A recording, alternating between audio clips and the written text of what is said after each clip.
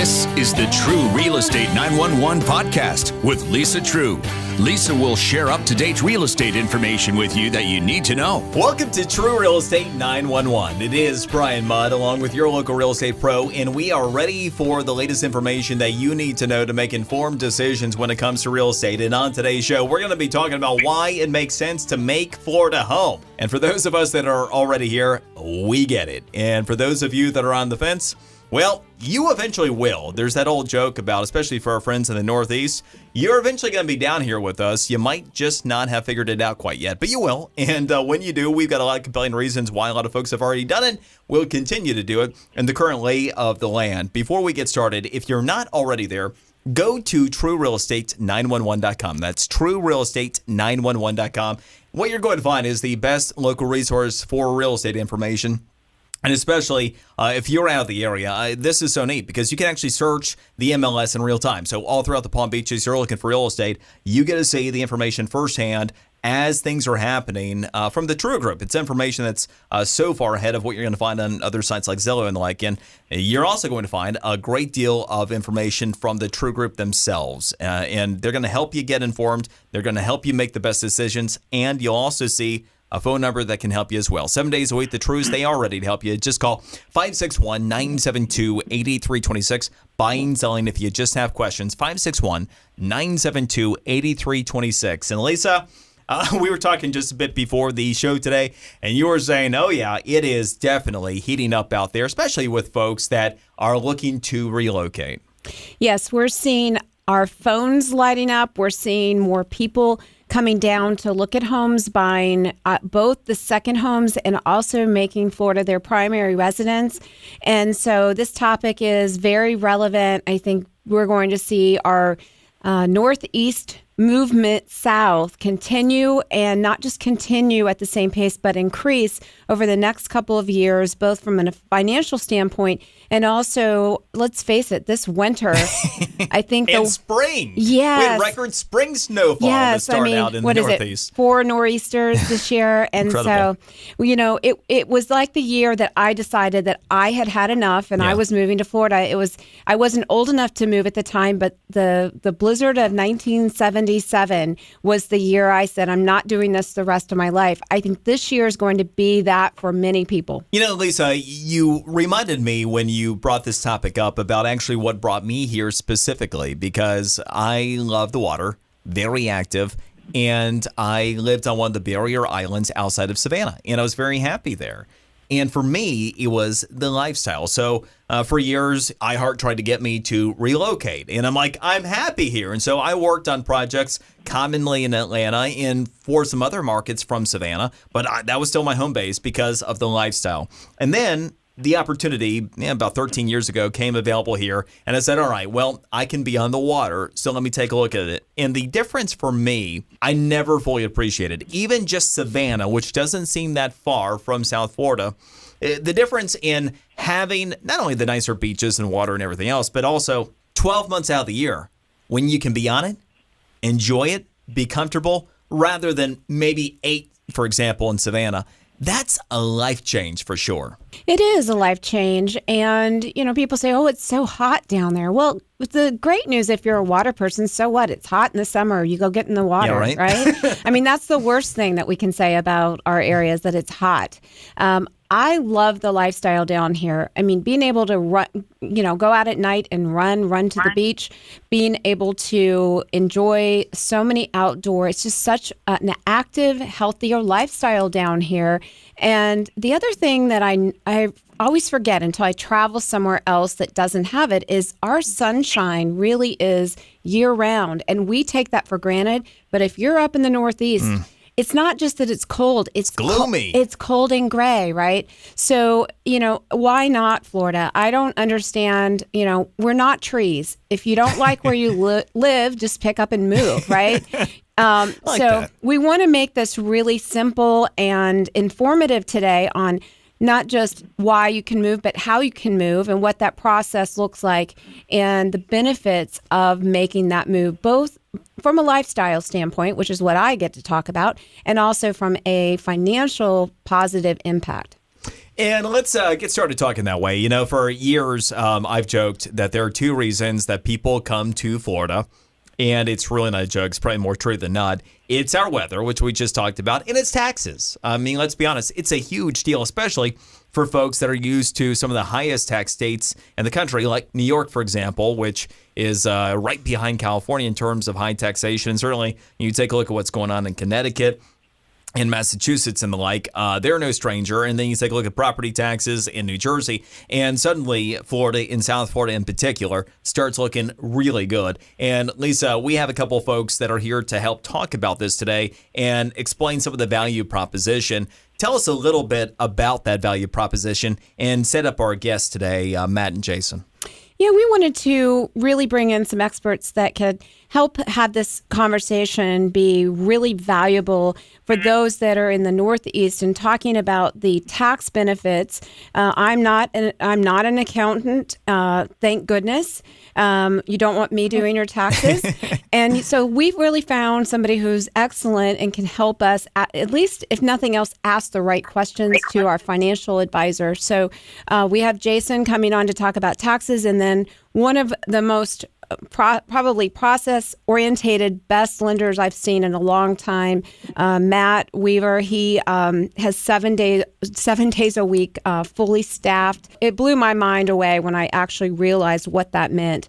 And so he's going to talk to us about how we can make that financing process easier when you're making Florida your new home, and we're super excited to have them both on. And Matt, let's start with you. First, talking about mortgages here. Matt Weaver with Cross Country Mortgage. You take a look at what's changed and where the opportunities are. I know right now, front and center in a lot of people's minds, the changing interest rate and mortgage rate environment. But something that Lisa and I have talked quite a bit about. It's easy to have near-term perspective, even as rates might have moved up a bit from the lows of some years gone by. But when you take a look at the average 30-year fixed-rate mortgage, still above 8% historically, there's some really great opportunities right now. If you'll talk a little bit about what you see as the opportunity for folks that are looking to finance. Oh, absolutely, and thank you both for the opportunity.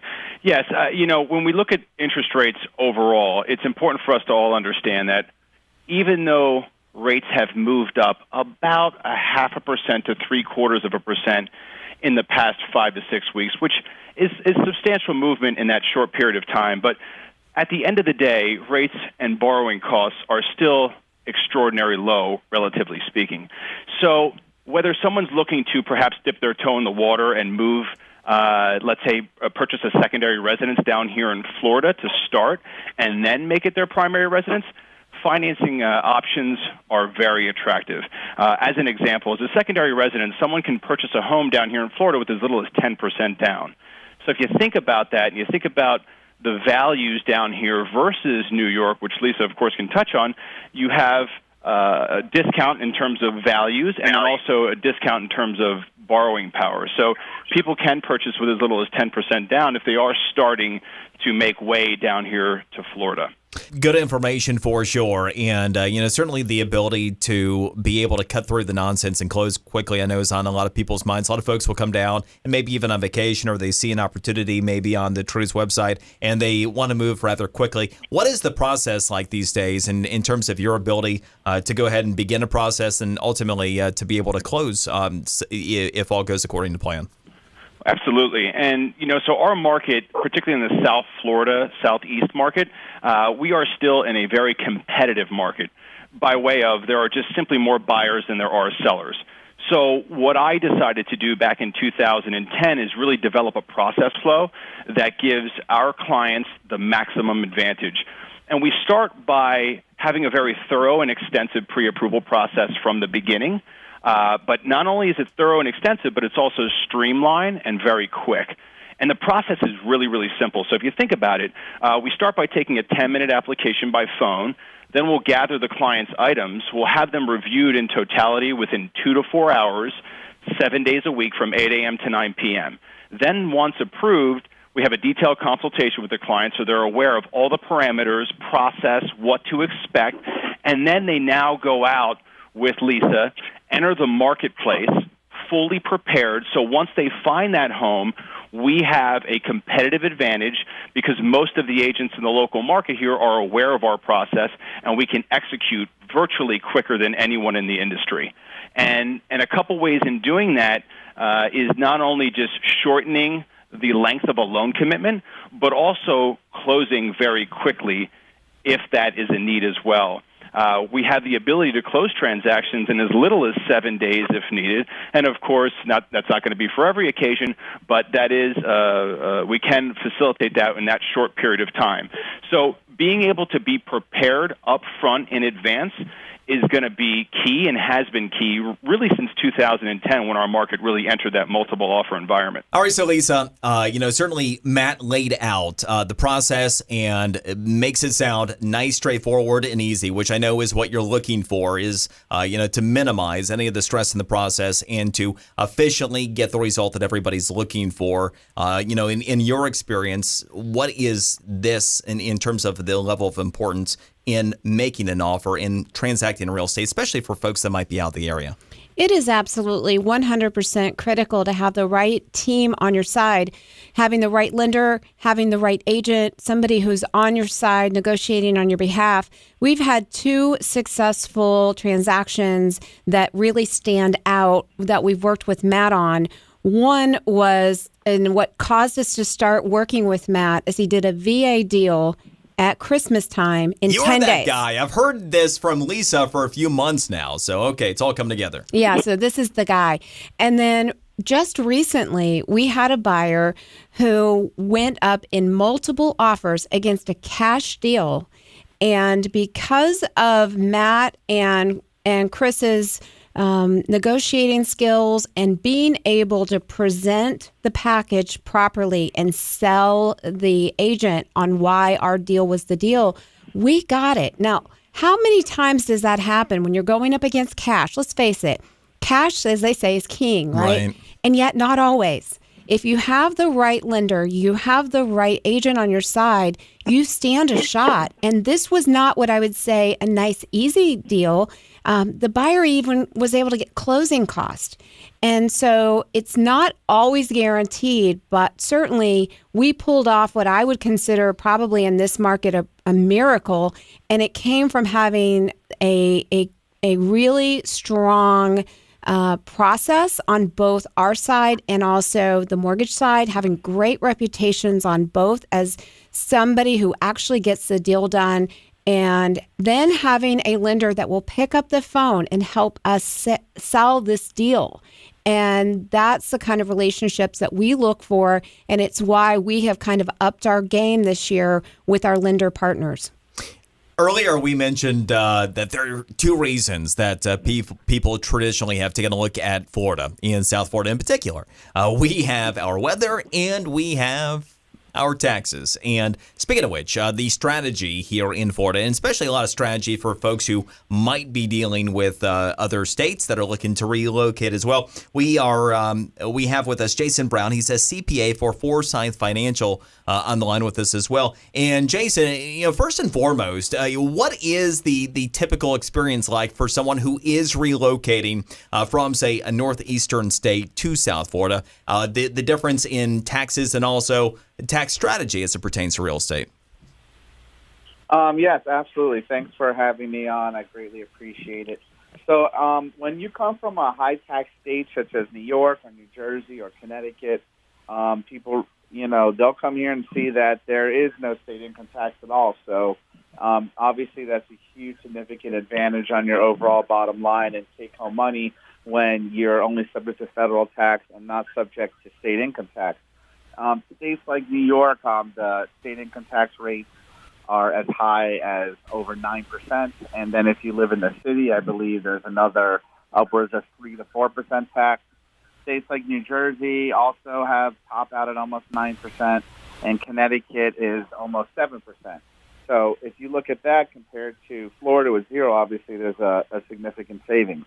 In addition to that, the new tax law can have a great effect on people who live in those states as well. For the first reason, the standard deduction has greatly increased. If you are married filing jointly, you will get a $24,000 standard deduction. Or if you're single, it's half of that. It's $12,000 standard deduction. If you're head of household, it's $18,000. So what that means is if you itemize your deductions, you would have to have an amount higher than that standard deduction in order to receive a benefit. One of the biggest advantages of being in one of these high-tax states is when you were able to itemize your deductions, one of the biggest deductions was how much money you paid in state income taxes. So even though you had a higher tax rate in states such as New York or Connecticut or New Jersey, you were able to offset some of those taxes because you received a deduction on your federal return. So not only has the standard deduction been greatly increased, but even if you do itemize, one of the changes in the tax law that has a significant effect on these people is that the maximum amount of state income taxes and property taxes combined that you can deduct as an itemized deduction in these states caps out at $10,000. So if you live in a state such as, I said, New York, for example, and you're paying a 9% tax rate, say you make $300,000 of income, that would be a $27,000 tax. That $27,000 tax, say if you had a federal tax rate of 30%, that would be $8,100 of tax that you would not be paying because of that deduction on your federal return. Well, most of that will be gone because it's capped out at $10,000, and then, like I said, the itemized deductions would only be beneficial to you if you have a higher amount than the standard deduction. So in addition to living in a state where everything is generally more expensive, property is more expensive, the weather is colder, there's cold weather. In addition to that, you're paying much higher taxes, especially now with the new tax law. It would sound like to me, based on everything that you just said, for anybody who's on the fence, this would be enough to get them off of the fence if they're looking to relocate. Have you seen in your own practice an increase in interest in recent months? Yes, I have, actually. I generally see every year people wanting to move down, obviously because of the weather and, everything is generally more expensive and because of the taxes. But even more so now, I've been seeing an uptick in people interested in moving to Florida, especially because of the nor'easters that they keep having. So I would expect that trend to continue, especially with the new tax law. So, Jason, I have a question. What is the process for establishing residency in Florida? I mean, how does somebody go about that? That is a great question, Lisa. Thank you for asking that. There is a number of steps that need to be taken to not only show that you are no longer a resident of a state such as New York, but more importantly is that a state like New York sees this happening all the time, people wanting to show they're no longer a resident of New York due to the high income tax rates. So the state is extremely aggressive in going after people who they feel are really residents of New York that are trying to claim that they're not. So generally, if a taxpayer was audited by the state of New York, they would look at 5 factors to determine if you're a resident or not of New York. And this is a great guideline to use to prove that you are no longer a resident, because obviously if you could pass the audit, then you're in good shape. The first one is your home. Basically, where do you have a home? Do you have a home in Do you have a home in Florida, and do you have a home in New York? If you have a home in both places, then that makes it a little bit more difficult. So then really it depends on a number of factors. So some of those include they'll want to know which residence was owned first. Is one a rental? What is the value and size of each residence? What action did you take to remove yourself from your old community? Have you established roots in your new community? Where do your children go to school? Where does your family spend holidays? So really, it's not very straightforward, but it's really based on facts and circumstances, and then everything is weighed together, and then they make a determination to decide if you are considered a resident or not. After they look at your home, so some of the proof they'll want to see is they would want you to produce closing statements, moving bills, insurance policies, descriptions of the properties. If your children are in school, they'll need confirmation of your enrollment. So these are the type of things that you want to make sure that you have readily available. Perhaps put them in a file that you can keep with your accountant. So if the state of New York ever decides to look to question whether you really have left New York in this example, then you would have that information. Some of the other factors they look at after that is where do you have an active business. The factors consider your pattern of employment and compensation you derive from that employment, and it'll also examine your business involvement other than employment. So you'll need to they'll want to establish where you actually work on a day-to-day basis, as well as the location of your primary offices. If you're a shareholder in a New York business, they'll want to see how much you participate in the day-to-day management of that business. Then they also look at time. Where do you spend more time? Are you a snowbird who spends part of your time in New York and part of your time in Florida? If you spend more time in Florida than New York, then that'll certainly help your cause. So you'll definitely need to be able to document where you spend your time. They'll look at things such as appointment books, expense reports, credit cards, phone bills. It's very intrusive, this type of audit. That's incredible. You want to be able to make sure you have all this documentation. And then they look at such as where you have near and dear items. I've heard an audit for this actually go negatively for a client based on where they kept their grand piano. So these are other things to factor. And then the last one is your family. Where's your wife and children, or where's your extended family? So if you want to show that you're no longer a resident of New York, you really want to show as much as you can that you're in Florida, including getting a driver's license in Florida, getting your voter's registration down in Florida, joining health clubs here, anything you can do to establish that you have a closer connection. Well, a couple things come to mind aside from that wealth of information that you just shared with us. Sorry, that was well, no, I mean, look, it's good, comprehensive information. One, you paint the picture about how valuable your service can be to people that are in this situation, because going at it independent of that type of information and that level of understanding and documentation sounds like it's a recipe for disaster. And secondarily, you also see if you're taking a look at permanently living in one place or another, why it's a lot simpler to come on down here. So I just say sell the place up there and buy a bigger house down here, and now we don't don't have that issue. It's a funny thing because when I was listening that would to Jason, help, sure. Yeah, when I was listening, the bigger issue is when you have a home in both states, and like for snowbirds who might spend time in both places, it can be a bigger issue. But even if you live down here and you have a place there, that can cause issues as well. Well, it's funny you mentioned that. I had an aunt and an uncle who moved down late last year to the other coast, and they had a place they were keeping in New York, and they figured they would be, it'd be more than 6 months in a day. It'd be more like 8 months and 4. And after a few months, they said, we're just going to sell the place in New York. And it's like, well, why do you decide that? They said, oh my gosh, if you knew about the nightmare in trying to prove that we are down here now so that you painted the picture. They gave me the Reader's Digest version. So it's really helpful information. As we are kind of putting all this together here for today, you talk about, the process and that we've had Lisa talk about the experiences with buyers that have been able to get to the closing table, even with something like a VA loan inside of a couple weeks. Right now, do you think it's important to be time sensitive when it comes to interest rates, and what's your guidance at this point? It is. Right now we're seeing the markets stagnate right now. So the Federal Reserve increased the federal prime rate last week, and the 10-year Treasury, which follows interest rates, for the most part, remains zero. So in other words, the markets have already spoken. Interest rates have done what they've done thus far, and we're starting to see a little bit of a deterioration, meaning rates coming down a little bit. However, it is my recommendation today that if you are about to get under contract, or when you get under contract, to take money off the table, to lock in your interest rates. You want to make sure that the lender you're doing business with has what's called a float-down policy, meaning if interest rates come down further after the lock, you have the ability to float that rate down into that lower rate. That's something that we do have here across country. So that's really, really important.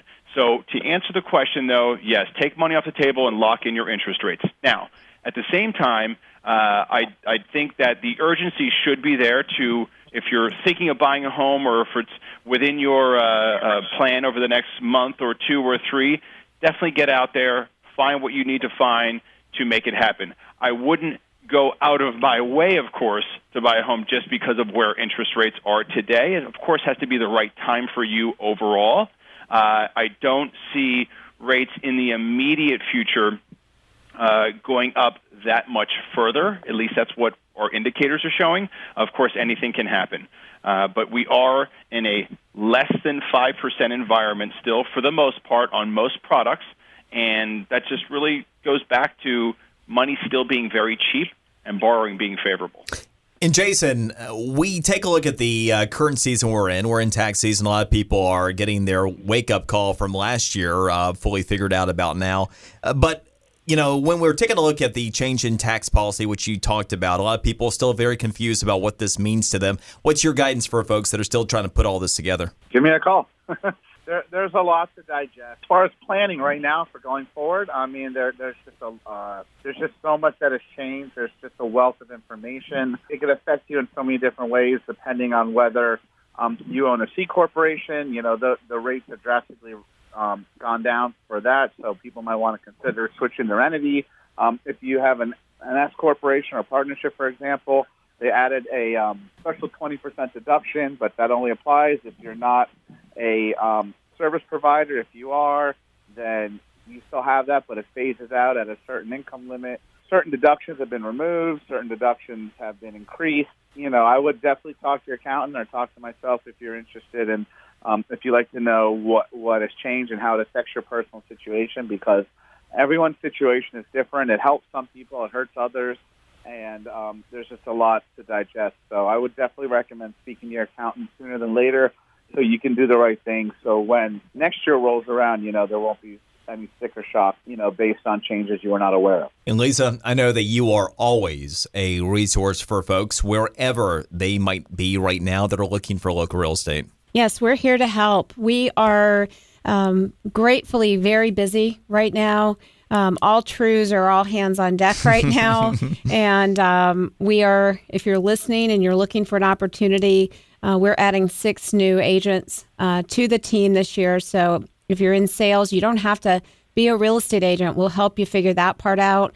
But if you love sales, you love people, you love offering amazing customer service, taking great care of our clients, and being a part of something that's bigger than one person. This isn't about me. This isn't about any of the Treus. This is about our clients. And if you like that kind of environment, we want to talk to you because, like I said, we know what's coming. We know what is, which is super busy, and we know what's coming. So we're here to help, whether you're looking to create a great income opportunity for yourself or you're looking to buy. And more importantly, if you're thinking of selling, if you have a single family home and you think, I'm going to be selling in the next couple of months, call me today. We have buyers that are looking for homes. We are out there literally going door to door looking for the right fit. So don't wait anymore. It's the perfect time to have your single family home on the market.